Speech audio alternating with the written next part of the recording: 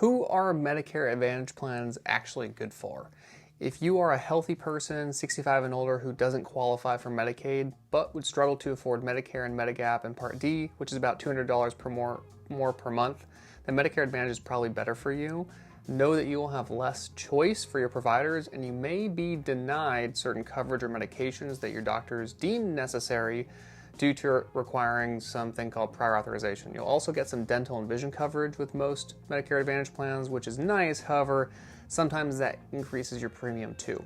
If you have more resources and can afford the extra $200 per month, going with Medicare and Medigap is the safest and most flexible option, and you'll never have a massive bill you need to pay, and you won't need to get authorization for the vast majority of procedures. Now, if you have resources but you want to save $200 per month and have less choice, then I suppose you could do Medicare Advantage, but I don't see the true advantage in this. Yes, you're saving $200 per month, but you're running the risk of not getting the care that you need covered due to prior authorization, and you'll not have nearly as much choice as many rehab facilities don't accept Medicare Advantage plans due to the extensive administrative burden required to get the authorization and payment. It's honestly sad that there are millions of seniors who can't afford Medicare and Medigap, but don't qualify for Medicaid because they make too much. And I'm really sorry if you are in that boat. That sucks. And for you, Medicare Advantage might be the best option to keep your costs low and still be able to, get medical care. So let's do a scenario. Let's say you're 65 years old who hikes regularly and is a healthy body weight and has no health conditions. You're driving your car to the grocery store and someone cuts you off. You crash into a pole. It's found in the emergency room that you have a fractured femur and a small subdural hematoma, so a little bleed in the brain. You have 3 steps to enter your home, and your wife is also fit and is able to help at home as needed. Believe it or not, this is a good scenario that you have support at home and only a few steps to get in. There are much worse scenarios. You need surgery on your femur and hospitalization for a few days to monitor the subdural hematoma to make sure it doesn't grow and that you don't have any major cognitive deficits or balance issues. After the hospital, you're discharged home with home health physical therapy and occupational therapy. And before we get into the math, I want to point out that I looked at 11 different Medicare Advantage plans in the 95125 area code, which is Santa Clara County, California.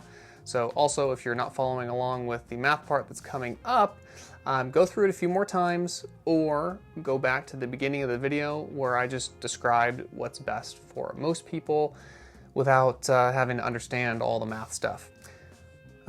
So your total allowed amount for the insurance for all this is $75,000. You have a 30% co-insurance up to your out-of-pocket max, which is $5,000. You're on the hook for $5,000. So usually you can break this up into interest-free payments over the course of 2 to 3 years, and that would come out to about $138 per month over the course of 3 years. This is all assuming that you have Medicare Advantage. Now, if you have Medicare with a Medigap plan, or with Medicaid, if you make under between $1,700 to $2,300 per month, single versus married, your out-of-pocket costs will be $0 for all of these.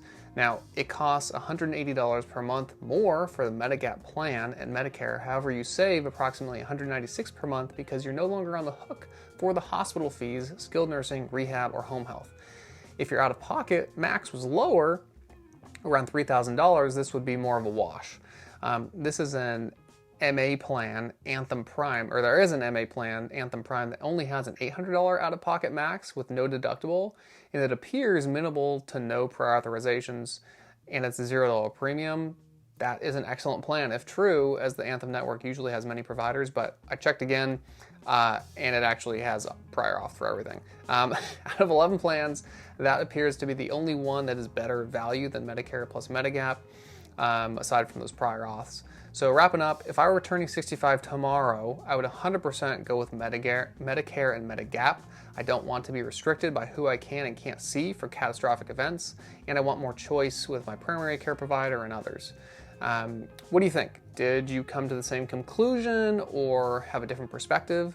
Please share it in the comments below. Would love to hear your thoughts. See ya.